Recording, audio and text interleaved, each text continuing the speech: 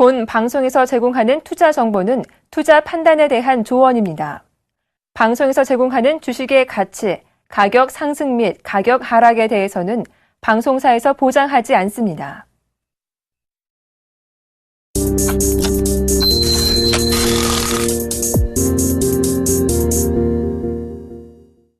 간밤 뉴욕 증시는 바이오 기술주가 고평가됐다는 거품 우려에다 중국 경제에 대한 불안감이 겹쳐 큰 폭으로 떨어지며 마감했습니다.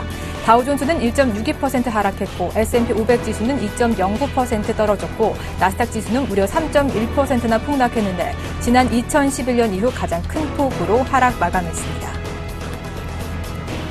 금융당국이 3년째 이어지고 있는 기업 공개 시장 침체를 떨쳐내기 위해서 주식시장 진입 문턱을 낮추기로 했습니다. 금융감독에 따르면 금융위원회는 이르면 다음 주 코스닥 시장 독립성 제고, 유가 증권시장 상장 규제 합리화, 코넥스 시장 거래 활성화를 주요 내용으로 하는 IPO 활성화 정책을 발표합니다. 1억여 건의 정보 유출로 물의를 일으켰던 국민카드와 농협카드에서 포스 단말기 해킹 사고로 또다시 6만여 명의 고객 정보가 빠져나갔습니다. 업계 1위 카드사인 신한카드마저 3만 5천 명의 고객 정보가 유출됐습니다. 금융당국은 모든 카드사들이 부정사용 방지 시스템을 가동해 부정사용 적발 시 곧바로 경찰에 통보하도록 지시했습니다. 온라인을 통해 저렴한 비용으로 펀드에 가입할 수 있는 펀드 슈퍼마켓이 오는 25일께 문을 엽니다. 애초 3월 말에 문을 열 예정이었으나 카드사와 이동통신사에서 고객정보 유출 사태가 잇따라 발생하자 전산 시스템 안전성을 강화하려고 출범 시기를 연기했습니다. 금통이 본 인가를 받은 이후 오는 25일 전후로 본격적인 영업을 시작할 예정입니다. 시청자 여러분 안녕하십니까? 여러분의 10시를 뜨겁게 달궈드릴 하텐의 정혜린입니다. 오늘 아침 일어나셔서 미 증시 보고 화들짝 놀라셨을 것 같습니다. 저도 그랬는데요. 이 기술주 거품 논란에다가 중국 경착률 우려가 더해지면서 미 증시 급락으로 이어졌습니다. 그 여파가 오늘 고스란히 국내 시장까지 불어닥친 모습인데요. 코스피가 올해 첫 2,000선 돌파한 지 하루 만에 반락하면서 현재 하락세입니다. 순매수 출발한 외국인의 조금 기대를 걸고 싶었는데요. 이내 매도 전환하면서 현재 기관과 함께 양매도 나오며 1,990선 초반까지 밀린 모습 보여주고 있습니다. 외국인이 끝까지 매도세 유지하는지 아니면 매수 전환해주면서 다시 한번 지수를 이끌지 외국인의 행보 마감 까지 주시해 주시길 바랍니다. 사흘 만에 반등에 성공했던 코스닥도 상승폭 반납하면서 오늘장 조정 이어지고 있는데요. 553포인트에서 현재 거래가 되고 있습니다.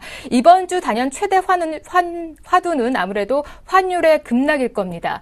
전일장에서 당국의 구두 개입으로 인해서 급락세를 좀 진정시키고 1,040원대에 머무르는데요. 오늘장 상승 출발하긴 했지만 이내 하락 반전하면서 또다시 조정받고 있고 또다시 강보합권에서 움직여주고 있는 모습 오늘 환율 변동성 계속 커지고 있는 모습 보여주고 있습니다. 오늘장 이렇게 변동성 큰 장세가 이어지는 만큼 시장 이야기와 전략 좀 더 꼼꼼하게 필요하시겠죠. 올라 FM 강강홍 대표와 함께 시장의 핵으로 돌아옵니다.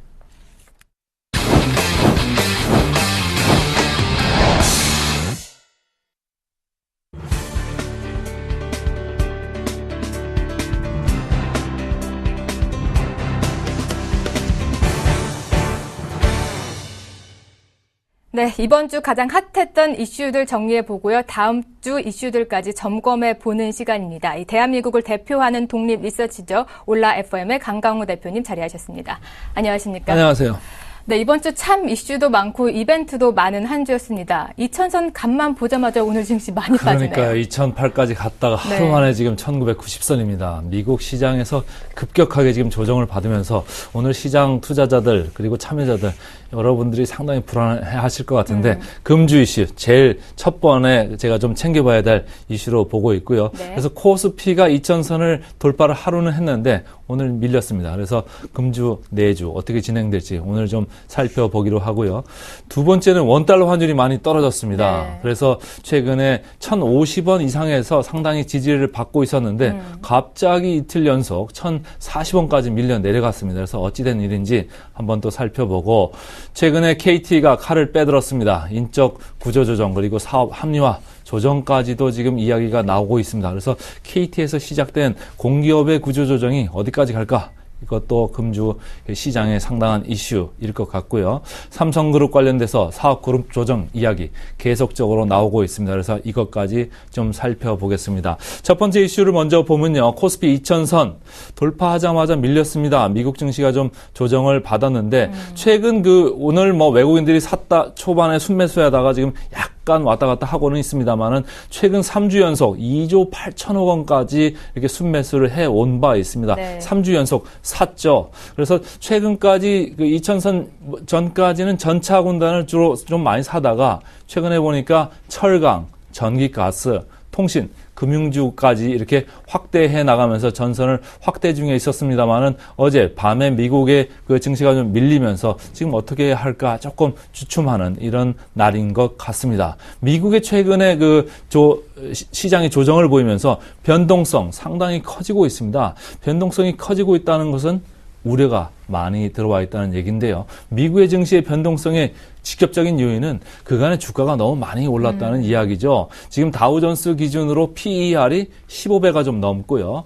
나스닥으로 치면 무려 35배 정도 됩니다. 상당히 높죠. 인터넷 주식 그리고 바이오테크 주식들 밸류에이션이 상당히 높은 이유가 그간의 유동성이 좀 많이 풀려 있고 저금리 기조였지 않습니까? 두 번째는 기업들 이익이 상당히 좋아졌는데 그것보다도 더 먼저 밸류에이션이 상당히 올라가 있는 상태이기 때문에 과연 이렇게 높은 밸류에이션을 정당화할 수 있을 정도로 미국 기업들의 이익이 많이 올라갈 거냐 거기에 대해서 이제 큰 물음표가 지금 생기고 있다 이렇게 보시면 될 것 같고 특히 나스닥은 밸류에이션이 상당히 높습니다. 그래서 우리나라도 영향권에 있을 것 같고요. 두 번째 이슈로 좀 넘어가면 원달러 환율이 최근에 급락을 하고 있습니다. 미국에서 시장이 좀 안 좋으니까 미국 쪽의 돈들이 지금 위험자산을 오히려 선호하는 쪽으로 지금 바뀌고 있습니다. 위험자산 하면은 한국 시장 최고 아닙니까? 이머징 마켓하고 선진 시장 가운데 있으면서도 경상수지 흑자 구조도 상당히 좋고 외환보유고도 상당히 탄탄하고 삼성전자, 현대차 같은 아주 굴지의 글로벌 기업들도 있고 해서 우리나라 쪽으로 좀 펀드 플로우가 유입되고 있는데 이제 원화 강세가 1040원 선으로 급격하게 내려가면서 전차 군단이 사실은 좀 얻어맞았습니다. 그런데 어제 이제 정부 당국에서 구두 개입을 하면서 환율이 시장에서는 1020원이나 1030원 선에서 지지를 받을 수 있을 거다. 이렇게 이야기를 하고 있습니다만은 어제 금통위에서 기준금리를 2.5%로 동결을 했습니다. 그래서 미국 달러화가 약세로 돌면 우리나라 원화는 오히려 강세 기조가 조금 더 이어질 수 있는 거 아니냐. 이렇게 생각을 하시면 좋을 것 같고 그래서 저희 올라 FN은 이렇게 원화 강세 기조에 맞춰서 원화 강세 수혜주를 조금 보는 게 이 최근 시기에 좀 자연스러운 현상 아니겠느냐 이렇게 생각을 하고 있고요. 세 번째 이슈로 넘어가서 공기업 구조조정 저희들은 아주 지금 자세히 쳐다보고 있습니다. KT에서 황창규 사장이 이제 칼을 뽑았죠. 시가총액 지금 8조 4천억의 KT인데 지금 시장 예상은 6천 명 정도가 명예퇴직 신청을 이번 달 말까지 할 거다. 결정이 된다 이런 생각인데 6천 명보다 더 많이 명예퇴직 신청을 한다고 하면은 지금 기본적으로 명예퇴직금 1조 원까지 이렇게 될 수 있는데 그 이상 가면은 사실은 금년에는 영업이익에 조금 손실적으로 돌 수도 있습니다만은 내년 후년 가면서 상당히 비용 구조가 가벼워져 가지고 오히려 KT한테는 더 좋을 수 있다. 그래서 주가 모멘텀이 될 수 있다. 이렇게 생각하시면 좋을 것 같고 인적 쇄신만 하는 게 아니고 인적 쇄신 후에 사업 구조조정도 합니다. 그래서 이렇게 인적 쇄신, 사업 구조조정 두 가지 모멘텀이 있는 KT이기 때문에 2009년 말 그리고 2010년에도 인적 쇄신을 했습니다. 6천 명 정도 떨어냈죠. 그럴 때 주가가 무려 32% 올랐습니다. 그래서 최근에 KT 주가가 한 10% 정도 올랐다가 조금 조정을 받고 있습니다만은 더 갈 수 있다. 그래서 너무 일찍 팔지는 말자. 최근에 코스피가 조정받는 면에 있어서도 약간 방어적인 성격을 가지고 있는 KT이기 때문에 좀 계속 두고 보자. 이런 생각을 저는 좀 하고 있고요. 관련해서 한국전력, 사실은 한국전력이 구조조정 계획은 먼저 내놨었습니다. 근데 KT가 이제 칼을 뽑으니까 자연스럽게 시선이 한국전력한테도 옮겨가는 것 같습니다. 최근에 워낙 강세 그런 흐름하고도 잘 맞지 않습니까? 그래서 한국전력 보기 시작하는데 한국전력에서 내놓았던 자산, 매각 등등을 포함한 전체적인 구조조정 계획이 무려 12조 5천억 원입니다. 그런데 시가총액 한번 보시죠. 시가총액은 2배입니다. 25조밖에 안 됩니다. 그래서 전체적으로 지금 구조조정을 만약에 계획한 대로 12조 5천의 구조조정이 이루어진다고 하면은 한전 주가에 상당히 긍정적일 수 있다. 이런 생각을 저희 올라 FN은 하고 있고, 원화 강세 잊지 말고 한전 생각하실 때도 감안을 하셔야 되는 거고, 오늘 주가도 초반에 보니까 제가 한전 오늘 플러스로 시작을 했더라고요. 지금은 어떻게 됐는지 모르겠습니다만은 계속해서 저희들은 KT, 한전 좀 좋게 봐야 된다. 이런 생각을 하고 있습니다. 네. 사실은 구조조정 이야기가 공기업 얘기만 나온 것도 아니고 삼성그룹 이야기가 먼저 나왔었거든요. 네. 그래서 지난달 말부터 지금 여러 시리즈를 나오고 있는데 4월 9일에도 말이죠. 삼성테크윈의 반도체 부품 사업 매각 결정을 했습니다. 그래서 지금 1년의 작업들이 이루어지고 있는데 시장의 관심은 지나간 뉴스는 이제 좀 생각을 좀 저버리고 앞으로 나올 이슈 뭐가 있을까 이런 쪽으로 가고 있는 것 같은데 제가 볼 때는 삼성물산이 조금 관심을 네. 좀 받지 않을까 이런 지난주부터 생각이고. 계속 강조하셨잖아요. 그렇죠. 네. 그리고 관련해서 삼성 엔지니어링도 좀 봐야 되겠다 이런 생각이고 이미 2주 동안 삼성물산 주가가 7%가량 올랐고요. 삼성 엔지니어링 주가는 8% 올랐습니다. 그래서 전반적으로 삼성그룹 이슈까지도 금주의 이슈가 되고 있다. 이렇게 보고 있습니다. 네, 이번 주 이슈들 정리해 봤는데요. 원화 강세 수혜주 함께 찾아보시고요. 올라 FN에서 주목하고 있는 삼성물산과 삼성 엔지니어링까지 관심 있게 챙겨보시면 좋으실 것 같습니다. 다음 주에 또 주목해봐야 할 이슈들도 챙겨보도록 하죠. 오늘 13거래일 만에 외국인이 팔자세로 전환을 했습니다. 다음 네. 시장에 우리 시장에 들어와 줄까요? 아니면 계속 매도세를 유지할까요? 최근까지 2조 원 넘게 급격하게 3주 연속 아까 샀다고 말씀을 네. 드렸는데 금년 들어가지고 지금 팔은 게 2조가 좀 넘습니다. 그래서 약간 버퍼는 있습니다만은 오늘 좀 지켜봐야 될 것 같고 주가가 지금 지수면으로 2천까지 왔기 때문에 여기서 더 살 거는 같습니다. 그렇지만은 최근에 그런 강도로 살 것까지는 않다. 이런 개인적인 생각을 하고 있고요. 지금 삼성전자가 잠정 실적을 발표를 했습니다. 시장 기대치 정도로 네. 나왔죠. 어쨌든 실적 시즌에 돌입을 했습니다. 그래서 실적 시즌에 들어가면서 시장의 생각하고 주가가 어떻게 좀 반응을 할지 오늘 좀 살펴보기로 하고요. 아까 말씀드린 삼성그룹 관련 그리고 공기업 구조조정 관련된 이슈는 다음 주 내내도 주가에 상당한 영향을 줄 수 있다. 이런 생각입니다.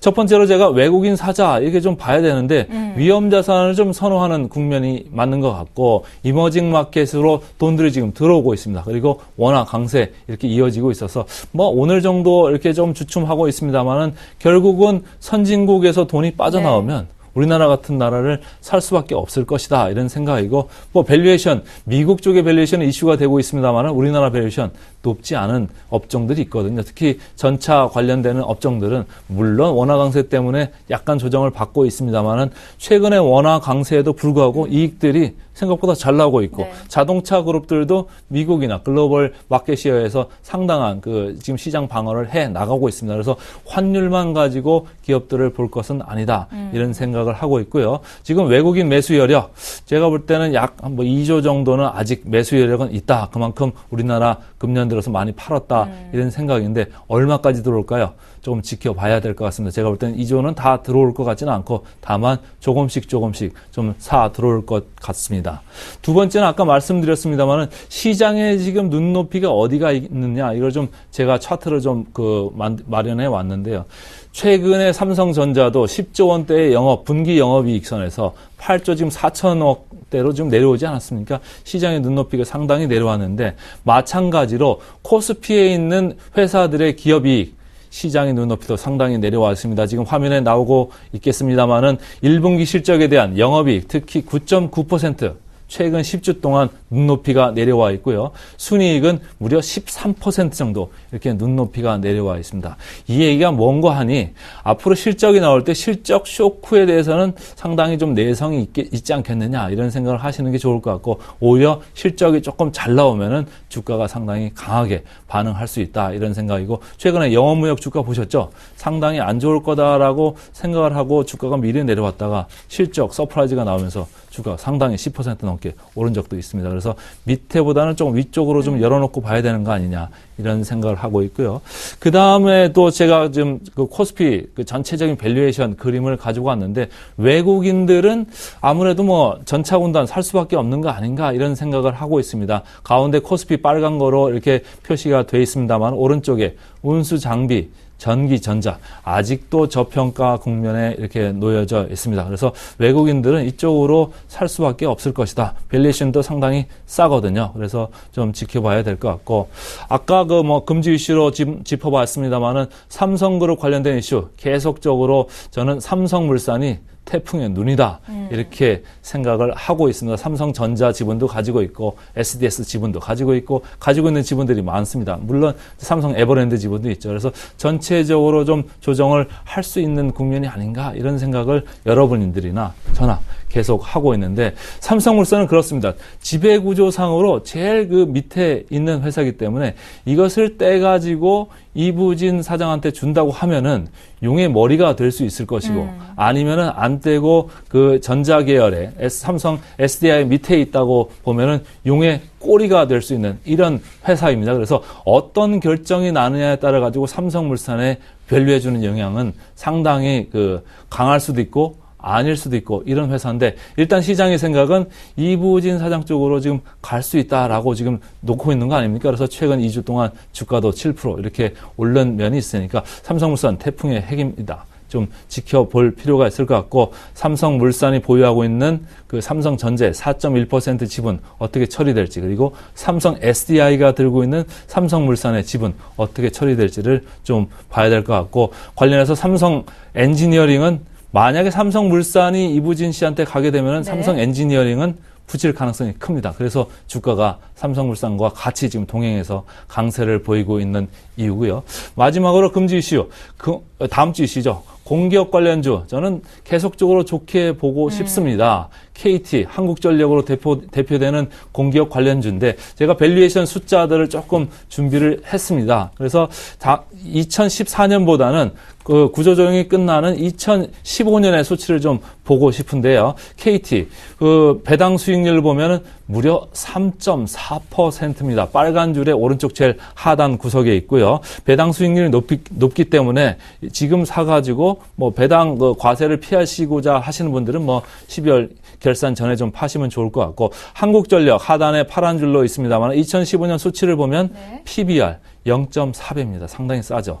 배당 수익률도 1.9%입니다. 그래서 시장의 배당 수익률이 평균 1% 정도 되는데 이거보다 양 회사가 모두 높습니다. 그래서 KT, 한국전력 계속해서 좀 관심 있게 보자 이런 생각으로 다음 주를 맞이하시면 좋을 것 같습니다. 네, 한국전력은 올해 시작할 때 자식들에게 물려주고 싶은 주식 중 하나로 꼽혀서 저도 눈여겨보고 있는데 지금 가격대에도 접근이 가능할까요? 네, 방금 말씀을 드렸습니다만 밸류에이션 상당히 매력이 있고 배당 수익률조차 상당히 좋습니다. 그래서 지금 구조조정 이슈가 있기 때문에 12조 5천억 원의 구조조정을 한다고 보면 시가총액의 절반이기 때문에 여러분들이 관심 있게 봐야 될 것 같고 전체적으로 원화 강세 관련주, 공기업 관련주 그리고 삼성의 지금 구조조정 관련된 핵심인 삼성물산, 삼성 엔지니어링 그리고 전차 관련주는 크게 빠지지는 않을 것이다. 밸류에이션이 좋거든요. 그래서 미국 시장의 영향은 좀 있겠지만은 원화 강세 너무 그렇게 두려워하지 말자라는 얘기고요. 최근에 코스닥 저는 3주째 말씀드리고 있습니다. 산이 높으면 골이 깊을 수 있습니다. 많이 좀 비중 축소를 권하고 있습니다. 네, 이렇게 지금까지 이번 주 이슈 정리와 함께 다음 주까지 주목해볼 전략까지 알아봤습니다. 오늘 말씀은 여기까지 들어보도록 하겠습니다. 고맙습니다. 고맙습니다.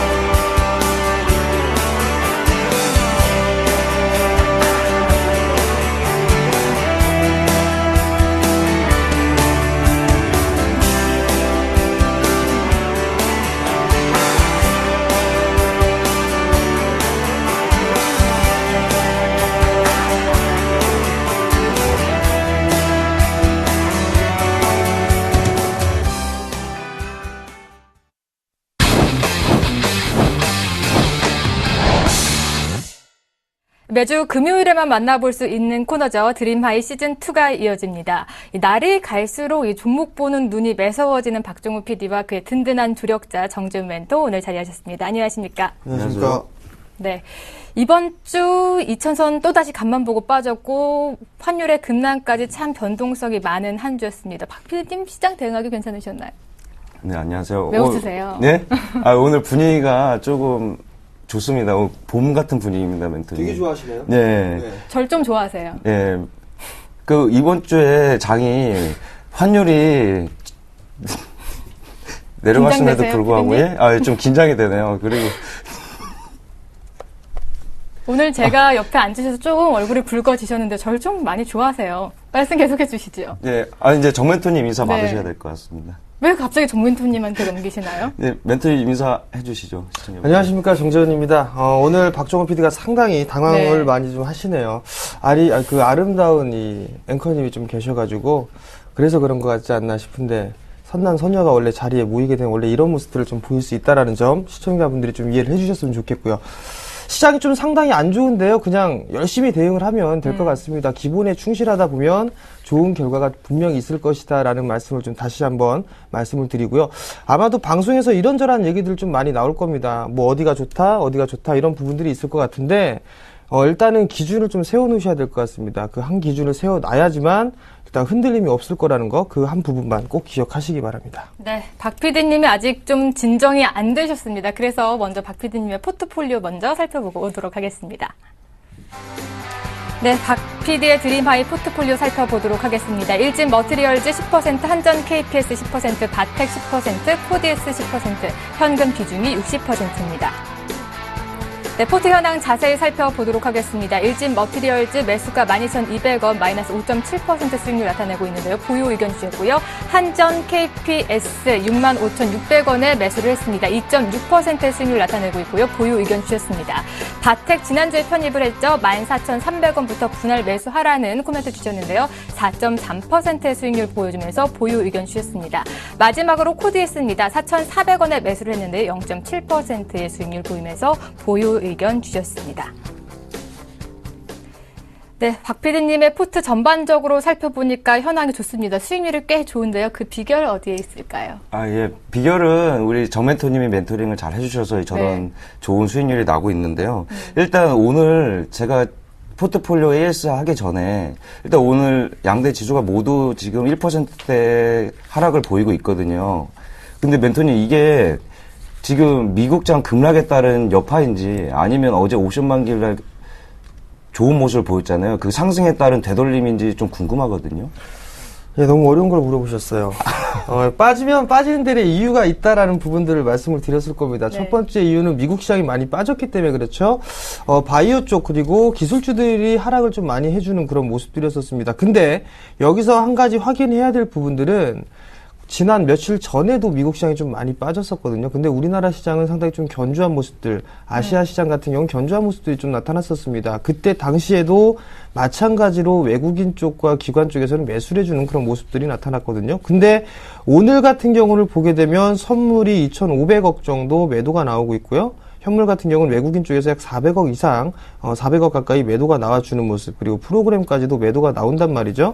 반대로 코스닥 시장 같은 경우는 양매수가 좀 들어와 주고 있는 그런 모습들입니다. 결국에는 시장은 많이 올랐기 때문에 쉬어가는 그런 구간이 좀 나온다라고 좀 보셔도 좋을 것 같고요. 잠깐 좀 차트를 보시면서 말씀을 드려보도록 하겠는데요. 전고점 자리대를 넘어갔습니다. 전고점 자리대를 넘어가고 난 이후에 지금 조정을 좀 받고 있는데 아직까지는 견조한 조정이다라고 좀 보셔도 좋을 것 같습니다. 단기적인 이동평균선이죠. 21선이 아직까지 우상향을 해주고 있는 그런 모습들이 나타나고 있고요. 61선 또한 마찬가지로 위에 지금 꾸준하게 서서히 좀 상승으로 돌아서는 그런 모습들이 나타나고 있기 때문에 아직까지는 큰 무리는 없는 시장이다라고 좀 보셔도 좋을 것 같고요. 그 다음에 코스닥 시장을 좀 보시게 된다라면 코스닥 시장도 마찬가지입니다. 21선을 상당히 좀 견조하게 지지를 해주고 있는 그런 모습들이 꾸준하게 나타나고 있다라는 부분들, 이런 모습들로 놓고 봤을 때는 아직까지 시장은 괜찮은 모습들이 나타나고 있다. 만약에 외국인 쪽에서 현물을 3천억 이상 매도가 나온다라면 그때는 조금 더 확인을 해야 되는 부분들이지만 일단 현금을 좀 만들어 놓은 전략이 유리할 것 같고요. 그 전까지는 일단 보유하는 전략, 그 대신에 대형주보다는 저는 여전히 중소형주를 좀 말씀을 드리고 있습니다. 네. 아직까지 상승 여력이 있기 때문에 그쪽 위주로 좀 보자라고 좀 말씀드리겠습니다. 그 멘토님, 오늘 같은 경우에 이제 외국인들 13거래일 만에 이제 순매도 전환을 했잖아요. 근데 작년에 하반기에도 외국인이 원화가 소폭 약세를 보일 때 순매수를 무섭게 하다가 올해 초반에 원달러 환율이 소폭 오르니까 순매도 전환을 했단 말이죠. 그럼 이번에 만약에 오늘로 봤을 때 뭐 확정을 지을 수는 없겠지만 외국계 자본이 이탈 가능성도 혹시 있지 않을까 걱정이 되거든요. 예, 일단 뭐 그 부분들을 생각해 볼 필요성이 있겠죠. 근데 우리나라 지금 원화 강세 부분들을 살펴보게 된다라면 이 경상수지 흑자나 이런 규모들을 살펴보게 된다면 굳이 이렇게 크게 무리한 그런 부분들은 아닙니다. 다만 지금 단기적으로 너무 이 급락이 나온 부분들은 일단 좀 문제가 될 수 있다라는 부분들, 그렇기 때문에 지금 정부 쪽에서도 예의주시하겠다라는 그런 얘기들을 했단 말이죠. 결국 그 이 발언을 하고 난 이후에는 다시 회복을 해주는 그런 모습들이 나타났었거든요. 전날 같은 경우 30원 부분까지 밀렸다가 다시 40원대로 올라서는 그런 모습들이 나타났다는 거 봤을 때 이제부터는 크게 밀리는 그런 모습들은 없을 겁니다. 결국 이 환율로 인해서 밀렸었던 IT 쪽 그리고 자동차 쪽 섹터는 좀 괜찮다라고 좀 보셔도 좋을 것 같고요. 여전히 큰 무리가 없다라고 좀 보셔도 좋을 것 같습니다. 근데 역시나 이제 저는 이제 초보자이다 보니까 원화 강세다 하면 역시나 음식료나 유틸리티나 철강 쪽을 이렇게 눈여겨보게 되는데요. 그러면 지금 장세에서 투자를 할 때도 역시나 또 이 내수 위주로 이런 관련주들을 또 눈여겨봐야 될까요? 지금 이 시점에? 네, 아직까지 좀 그렇게 봐야 된다라고 좀 보는데 몇 가지 이유가 있습니다. 일단 워낙 강세 부분들이 나타나게 되면 내수주들이 좀 괜찮은 흐름들이 나타나겠죠. 두 번째로 보면 실적적인 측면을 좀 볼 수가 있는데요. 어제 미국 시장이 크게 빠졌던 이유 중에 하나가 중국에 대한 경기 우려, 그 둔화 우려감이 나타났었거든요. 그렇다는 얘기는 조선, 화학, 철강, 기계 아직까지 안 되겠다라는 생각들이 많이 나올 거란 말이죠. 실적이 그렇게 썩 좋지가 않습니다. 실적이 좋지 않다라면 빼놓고 볼 수가 있거든요. 그렇다면 결국엔 내수 쪽밖에 없다라는 부분들, 그리고 IT하고 자동차 이쪽밖에 없다라고 좀 보셔야 될 것 같아요. 그 멘토님, 그 요즘에 지금 이번 주에 제가 이제 주식 투자를 하고 방송을 하면서 가장 좀 특이했던 점이 예를 들어서 만도라는 그 우리 핫한 시즌 1에서 3번이나 목표 달성했던 그 만도라는 기업이 하루 만에 하한가를 기록을 했었고, 다음 날은 또 루멘스 같은 경우에 하한가는 아니지만 거의 13%가량의 하락을 보여줬단 말이죠. 이렇게 공포감을 조성하는데 주식 투자이 좀 무섭습니다. 어떻게 해석을 해야 될까요? 네, 해석은 많이 팔아서 많이 빠졌구나라고 해석을 하시면 될 것 같고요. 자, 차트 하나씩 좀 보면서 말씀을 드릴게요. 우선 보면 만도 같은 경우는 이 기업에 대한 분할 소식이 좀 전해지면서 급락이 나왔었습니다. 근데 아이러니한 부분들을 좀 살펴보게 되면 저점에 대한 이탈이 없다라는 부분들이죠. 2월 달에 형성돼 있던 이 11만 4천 원대의 저점 이탈이 없었다라는 거. 만약에 전날 하한가를 기록해서 11만 5천 원대에 마무리가 됐다라면 아마도 좀 밀려서 출발하는 그런 모습들이 나타나지 않았을까라는 생각을 하거든요. 그렇다는 얘기는 이 저점을 기준으로, 즉 주식을 좀 선택을 했을 때는 저점을 좀 기준으로 대응을 하셔야 될 것 같아요. 몰랐던 이 소식이 갑작스럽게 전해졌다라는 부분들은 악재면 틀림이 없거든요. 근데 지금 하한가를 기록을 하고 난 이후에 견조하게 좀 되돌림의 시도가 나오고 있다라는 점, 이런 부분들을 놓고 봤을 때는 추이를 좀 지켜봐야 되는데, 이제 가지고 있는 분들 같은 경우라면 나름대로 이 리스크 관리점을 찾아야 될 것 같습니다. 그리고 루멘스 같은 경우를 좀 보시더라도 상당히 좀 재미가 있는데요. 루멘스를 보시게 되면 제가 항상 강조를 해드렸던 부분들이 61선에 대한 부분들을 말씀을 드린단 말이죠. 근데 61선을 딱 지지를 했습니다. 근데 루머가 나왔던 건 자회사에 대한 이 채무 보증에 대한 얘기가 나왔었는데 그 자회사 파산을 했다라는 그런 루머가 나왔었거든요. 그 다음 날은 괜찮았습니다. 뭐 그 루머일 뿐이다라는 얘기가 나왔었고요. 결국에는 빠지는 대로의 이유가 있지만 지켜질 라인 때는 좀 지켜주는 그런 모습들이 나타난다는 얘기입니다. 즉 기준으로 항상 잡을 때들은 61선을 기준으로 잡거나 아니면 최근에 형성돼 있던 저점을 좀 기준으로 해서 대응을 하는 전략이 제일 좋을 것 같습니다. 근데 멘토님, 이제 개인적인 질문인데요. 만도 같은 경우에는 역시나 이제 핫텐에서 3번의 기쁨을 줬던 종목이기 때문에 관심이 많은데요.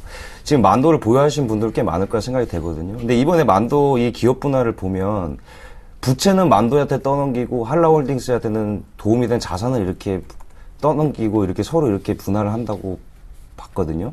그럼 이제 잘 나가는 만도의 부채를 이렇게 엎여줬는데 이 만도 보유하고 계신 분들이나 만도를 매수하고 싶으신 분들 이거 만도를 어떻게 하면 좋을까요?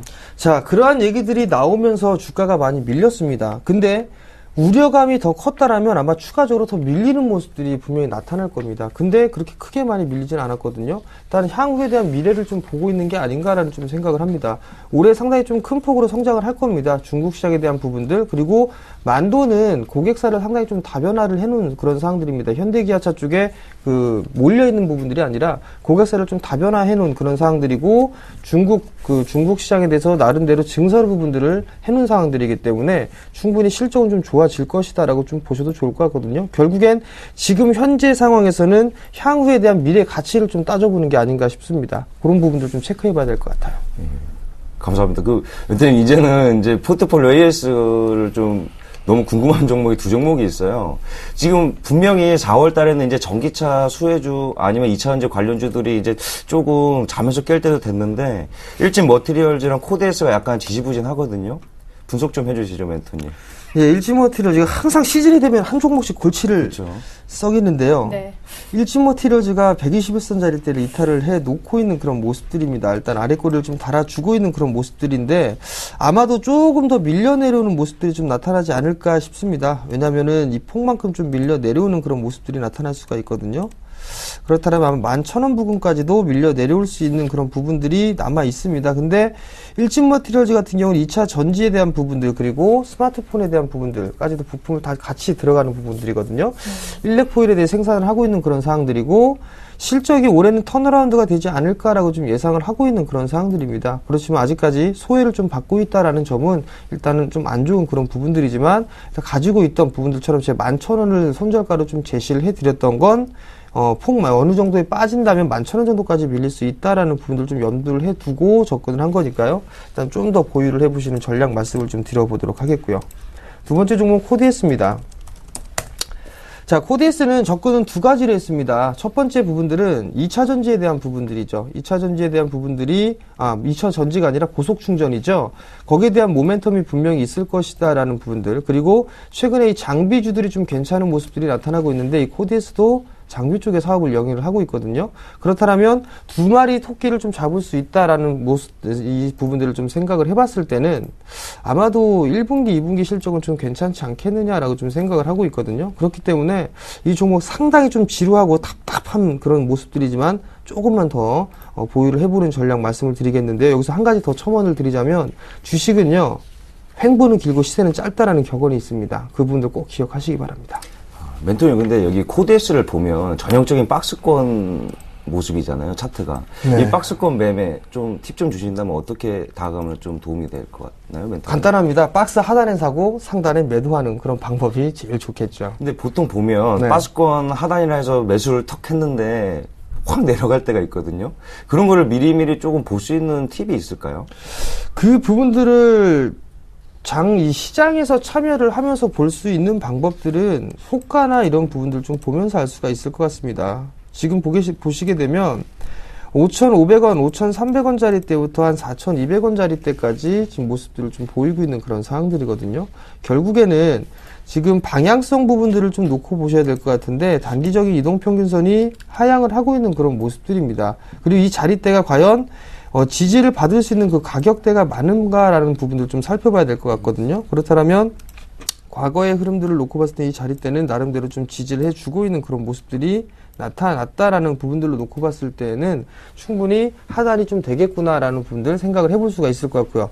만약에 매수를 딱 했는데 밀려 내려오는 흐름이 나타났는데 거기에다가 한 가지 더 거래량이 증가가 되는 흐름이 나오게 되면 하방 쪽으로 인정을 해주기 때문에 따라서 매도를 하셔야 된다는 거, 요것만 좀 기억하시면 될 것 같아요.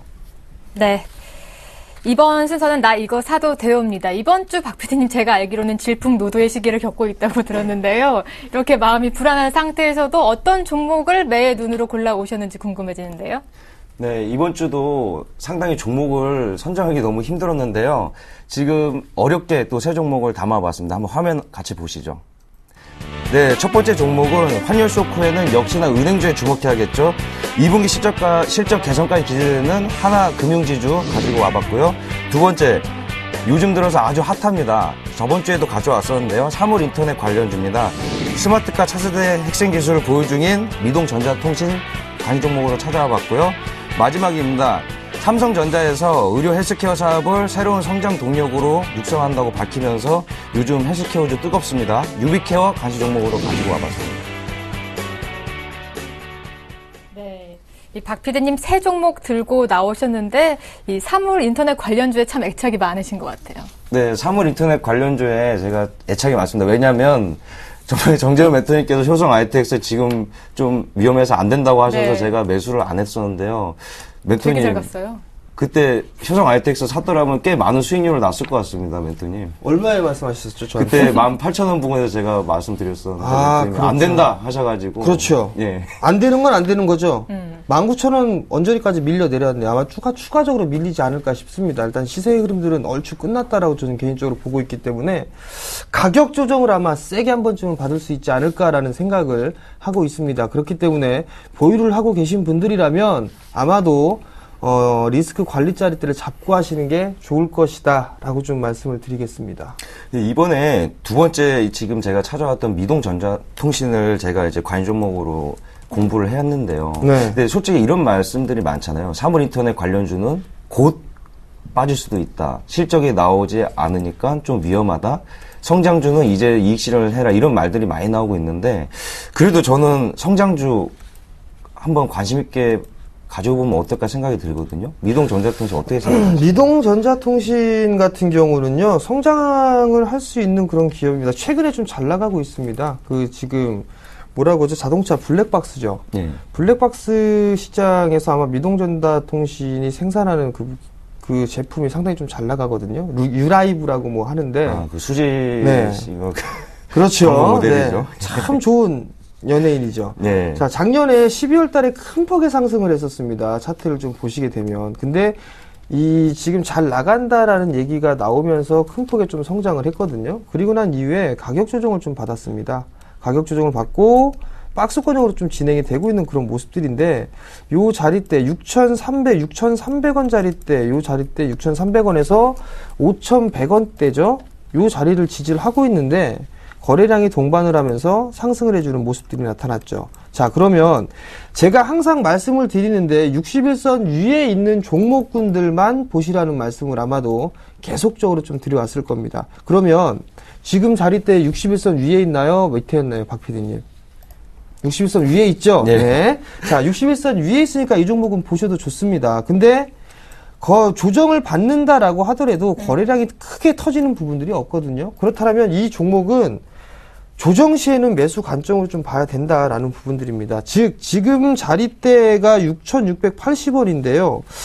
아마도 한 6,300원 정도 대까지, 즉, 지금 자리대에서부터 밀려 내려오게 되면 6,300원 부근까지는 매수를 해도 좋다라는 부분들을 좀 말씀을 드려보도록 하겠고요. 목표가는 한 7,800원 정도? 목표가는 7,800원 정도로 좀 보시면 될 것 같고요. 손절가는 약간 타이트하게 5,700원 정도, 61선 부근들이죠. 5,700원 정도면 되니까 요 자리대를 리스크 관리 자리대로 잡으시면 될 것 같고요. 이 종목도 마찬가지로 비중은 한 10% 정도 채워보면 어떨까라는 말씀을 좀 드리고 싶네요. 네. 멘토님, 그러면 미동전자통신은 몇 점을 주시겠습니까? 제가 관심 종목을 찾아왔는데 한 5점 만점에 몇 점을 주실 수 있겠어요? 5점 만점이라고요? 예. 4점 드리겠습니다. 그러면은 한번 관심 종목을 한번 좀 생각해 보겠습니다. 네. 그 다음은 이제 조금 은행주에 이제 슬슬 관심을 가져보면 어떨까 싶거든요. 이제 워낙 강세는 역시나 은행주 역시 수혜를 볼 수 있고 하나금융지주 같은 경우에 2분기 실적 개선까지 기대감이 있다는 예상들이 나오기 때문에 약간 지금 자리에서는 매수를 좀 해보면 어떨까라는 생각에 관심을 찾아봤는데 어떤가요? 글쎄요, 저는 금융주도 좀 좋아질 것이다라는 얘기가 있는데요. 자, 차트를 하나씩 좀 보면서 말씀을 좀 드려볼게요. 월봉 차트거든요. 하나금융지주의 월봉 차트고요. 그러면 박스권역의 좀 모습들이 나타나고 있단 말이에요, 지금. 근데 이 박스가 상단 자리대가 상당히 두텁습니다. 지금 자리대가. 그 다음에 KB금융 한번 볼게요.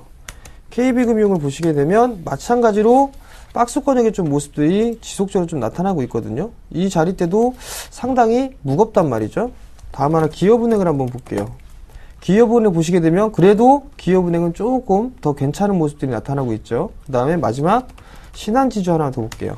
신한지주를 보시더라도 박스권역이란 말이죠. 결국엔 하나금융지주 같은 경우에 흐름들을 보게 되면 박스권역으로 좀 진행되어 있는 그런 과정들이 겪고 있습니다. 물론 지금 자리대에서 중장기적으로 매수 포지션을 좀 잡아보는 것도 상당히 한 가지 방법이거든요. 근데 제가 봤을 때는 뭐 안정적인 투자처를 원한다라면 금융섹터는 분할 매수를 해도 좋지만 나름대로 수익을 좀 원하는 그런 투자자분들이라면 저는 굳이 이 은행 섹터를 권유를 해드리는 것보단 차라리 유통 섹터 쪽으로 좀 보는 게 좀 좋지 않겠느냐라는 좀 생각을 하고 있기 때문에 글쎄요, 저는 매수하지 마시라라는 말씀을 좀 드리고 싶습니다. 멘토님은 항상 금융주와 증권주에 상당히 부정적이시잖아요. 이제 슬슬 좀 긍정적인 말씀을 해주실 때도 되지 않았나요? 이제 지수도 이제 2000선을 왔다 갔다 하고 있는데 증권주는 좀 어떤가요, 멘토님? 여전히 저는 보고 있지는 않습니다. 왜냐하면 기술적인 반등의 흐름들이다라고 좀 보셔도 좋을 것 같거든요. 증권 섹터 하나씩 한번 보도록 할게요. 우선 종목군들이 작은 종목군들 중에서 보기에 많이 오른 섹터들이 있습니다. 뭐 예를 들면 유진투자증권 이런 중소형주들 같은 경우는 상당히 좀 많이 올랐는데 대형 증권사들 같은 경우는 크게 올라가지는 못했다라고 좀 생각을 하고 있거든요. 사실 이 바닥권역에서 많이 올라가는 그런 모습들이 나타났는데 여전히 해야 될 부분들은 많습니다. 여전히 실적적인 측면을 놓고 봤을 때 이제 뭐 자산 가치 대비해서 저평가돼 있다라는 그런 얘기들이 나오고 있는데 아직까지 거래 대금에 대한 증가 부분들이 없다라는 얘기거든요. 브로커리지 사업 부분들로 놓고 봤을 때는 그게 크게 수익 개선이 되는 부분들이 없다라는 측면을 놓고 봤을 땐 여전히 구조조정을 진행을 해야 된다라고 좀 보셔도 좋을 것 같거든요. 안 본 사이에 삼성증권 같은 경우 20% 가까이 상승을 했네요. 그럼 단기 매도를 해야 되는 자리지 매수라는 자리는 아니다. 그리고 역배열입니다. 아직까지. 그렇기 때문에 매수를 하면 안 된다라고 좀 말씀을 드리고 싶어요. 알겠습니다. 그러면 일단은 참고해서 지금 고민 좀 해보겠습니다, 멘토님. 그리고 마지막으로는 요즘에 이제 뜨겁습니다. 헬스케어 관련주들이. 그리고 특히나 이제 삼성전자의 차세대 성장 동력으로 헬스케어 사업을 집중하겠다고 밝히면서 조금 관심을 갖고 있고 원격 진료 수혜까지도 받고 있는데요. 이 중에서도 유비케어는 제가 그래도 오랫동안 지켜봐왔던 종목이거든요. 멘토님 좀 좋은 점수 주실 수 있으실까요, 유비케어? 예, 유비케어도 괜찮은 그런 종목입니다. 근데 가급적이면 대장주를 좀 하시는 게 좀 좋을 것 같습니다. 예를 들면 유비케어도 헬스케어 좀 관련 주이긴 한데 인성정보도 있어요. 인성정보라는 기업을 보시게 되면 지금 현재 주가가 7,400원대거든요. 신고가의 흐름들이 나타나고 있는 그런 모습들입니다. 결국엔 어느 정도 이 핵심적인 기술을 좀 가지고 있습니다. 인성정보 같은 경우는 증권사의 한 리포트를 보게 되면 목표가를 15,000원까지 좀 제시를 해놓은 그런 모습들이 보이거든요. 그만큼 시장에 대해서 선점을 할 수 있다라는 부분들이 가장 큰 장점으로 좀 꼽히고 있습니다. 그렇다면 자연스럽게 유비케어도 성장을 할 수밖에는 없습니다. 따라가는 구름들이 나타날 거니까 결국에 박스권역의 흐름들이 나타나고 있는 그런 상황들이기 때문에 박스 상단권역, 즉 3,800원, 3,700원 이 자리대에서는 한번 덜어주는 모습들이 나타나게 되거든요. 그럼 결국 오늘 뭐 삼성그룹 쪽에서 헬스케어 사업에 좀 집중을 하겠다 뭐 이런 기사거리가 나오는 부분들을 놓고 봤을 때는 단기적인 모멘텀은 충분히 좀 될 수가 있습니다. 근데 변동성이 좀 커질 수 있다라는 거, 그 부분을 좀 기억을 하고 접근을 하셨으면 좋겠습니다. 그렇다면 멘토님 지금 말씀해 주신 것처럼 헬스케어 대장주 인성정보를 하셨는데 그럼 인성정보는 지금 매수해도 될까요? 7,000원 이탈, 7,100원 정도만 이탈을 했을 때 단기적으로 손절 폭을 잡고 들어간다면 괜찮을 것 같습니다. 자, 왜냐면 지금 갭상승이 나와주고 난 이후에 갭을 지금 동반을 했거든요. 그리고 난 이후에 거래량이 지금 감소가 되면서 조정을 받고 있습니다. 제가 판단했을 때는 지금 이 박스권역으로 좀 진행되는 그런 모습들이 나타나지 않겠느냐라고 좀 보여지거든요. 그럼 그 자리대가 약 7,100원 자리대예요. 7,100원 자리대고 시간이 지나면 이제 21선이 올라오는 그런 모습들이 나타날 거란 말이죠. 그러면 7,100원 자리대에서 대략 8,100원 자리대, 요 자리대인 박스권역의 모습들을 좀 기록을 할 수가 있을 것 같은데 그 자리대 7,100원짜리대만 딱 잡고 보게 된다라면 나름대로 좀 괜찮은 단기 수익으로 놓고 봤을 땐 괜찮지 않을까 싶습니다. 그렇다면 인성정보 여기서 한 가지 질문 드리자면 효성 ITX랑 인성정보의 차이점을 알고 싶습니다. 둘 다 급등 종목인데요. 자, 인성정보는 왜 인성정보는 많이 올랐어요. 그렇기 때문에 리스크 단기적으로 빨리 빠질 수가 있습니다. 지금 차트를 보시게 되면 그죠? 갭이 있습니다. 갭이 만약에 크게 밀리면 이 갭을 메우는 습성이 있습니다. 그렇기 때문에 조금 더 부담스러운 게 있고 미동전자통신은요. 이제 바닥권역을 탈피를 하고 전고점을 넘어섰습니다. 전고점을 넘어서고 있고 최근에 조정을 받고 있는 그런 모습들인데 이탈이 없죠. 지지를 하고 있죠. 그렇다는 얘기는 초보분들이나 이런 분들 여유 있게 하시는 분들에게는 훨씬 더 적당한 종목이죠. 그렇다면 오늘 이제 정혜림 앵커님이 오늘 또 처음 나오셨지만 또 마지막 또 방송이에요. 이제 또 다음 주면 다시 안 나오실 텐데요. 그동안 정재훈 멘토님이 상당히 궁금한 게 많다고 하시더라고요. 저는 개인적으로 질문 드려도 되는 건가요? 예, 뭐. 전 최근 조선주 좀 눈여겨보고 있는데요. 흐름 어떤지 한번 살펴봐 주시죠. 네, 조선주 안 좋게 봅니다. 냉정히 말씀드리면 좀 안 좋게 보고 있는데요. 수주에 대한 얘기들은 상당히 좀 많이 나오고 있습니다. 냉정하게 말씀드리면. 근데 그 부분들이 이게 단기적으로 좀 볼 부분들이 아니거든요. 과거에서부터 저가 수주에 대했던 부분들이 지금에서 와서야 이제 실적으로 좀 반영이 되는 그런 모습들이 나타나고 있거든요. 그러면 실적이 안 좋아질 겁니다. 최근에 수주를 많이 늘어났다, 수주를 많이 했다라고 해도 그 얘기는 향후에 한 2, 3년 뒤의 얘기거든요. 그럼 결국에는 아직까지는 접근을 해봐야 될 때는 아니다라고 좀 생각을 하고요. 바닥은 나왔다고 봅니다. 네. 근데 수익률적인 측면에 놓고 봤을 때는 저는 다른 쪽으로 하고 좀 더 주고 사더라도 나중에 좀 더 확인하고서 매수를 하는 게 좀 더 낫다라고 좀 생각을 하고 있고요. 또 하나는 거래대금이 이렇게 많지가 않습니다. 그렇기 때문에 모든 섹터들이 다 올라가기는 힘들다. 아직까지는 지금은 자동차 쪽과 IT 쪽이기 때문에 이쪽을 좀 더 집중을 하는 게 좀 더 좋다라고 좀 말씀을 드리고 싶어요. 네. 이 하트넷 강동석 앵커가 나라를 지키러 가는 바람에 제가 오늘 대신 이 자리에 앉았는데 솔직히 이 자리 좀 탐이 납니다. 네. 계속 앉아도 될까요? 그렇게 하시죠. 네. 네, 이제 반전 있는 남자는 어떤 종목을 좀 고르셨는지 궁금해집니다. 이 반 전문가를 꿈꾸는 박 PD님, 어떤 종목 사고 싶은가요? 네, 일단 사기 전에요. 네. 멘토님한테 긴급 제안 하나만 하겠습니다. 네. 멘토님, 오늘 장도 상당히 심상치 않고요. 그다음에 금요일장이기도 하니까 다음 주 전략을 이따가 12시쯤에 공개 방송을 한번 해주시는 게 어떨까요? 인터넷 무료 방송으로. 네, 그렇다면 뭐 오늘 방송 끝나고 나서 주식 잔소리 끝나고 12시부터 공개 방송을 좀 열어서 다음 주 전략 그리고 종목 얘기들 이런 부분들을 해드릴 테니까요. 샘플러스로 좀 접근하시면 될 것 같습니다. 샘플러스 접근하시면 전문가 방송을 클릭을 하시게 되면 아마도 제가 깜빡깜빡하고 있을 거거든요. 그때 그 부분들 클릭하시면 바로 들어오실 수가 있으니까요. 많이들 들어오시기 바랍니다. 무료니까 걱정 하지 마시고 들어오시기 바랍니다. 네, 오늘장 이야기 궁금하신 분들은 잠시 후 12시에 공개 방송 참여해 주시고요. 박 PD의 나 이거 사요 돼요. 어떤 종목들이 있는지 살펴보고 오겠습니다. 첫 번째 하나금융지주 꼽아주셨고요. 그리고 두 번째 헬스케어 관련주 유비케어, 그리고 마지막으로 미동전자통신 가지고 나왔습니다. 네, 과연 박 PD님은 어떤 종목을 고르게 될까요? 네, 저는 오늘 미동전자통신을 편입하기로 결정하겠습니다. 이유는요? 이유는 3월 인터넷 관련주기도 하고 네. 그다음에 수지 씨가 또 하는 그 블랙박스 모델이니까 제가 오늘 미동전자통신을 편입 결정하도록 하겠습니다. 네. 아무래도 사물 인터넷 관련주보다 좀 수지의 영역이 더 크지 않았나 싶습니다. 그럼 최종적으로 박 PD의 포트 현황 살펴보고 오겠습니다.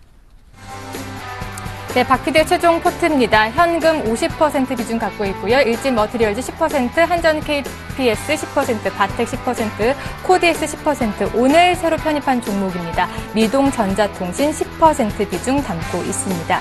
최종 포트 현황 살펴보도록 하겠습니다. 일진 머티리얼스 오늘 조정받고 있는데 보유 의견 주셨고요. 한전 KPS 오늘 흐름이 좋습니다. 역시나 보유 의견.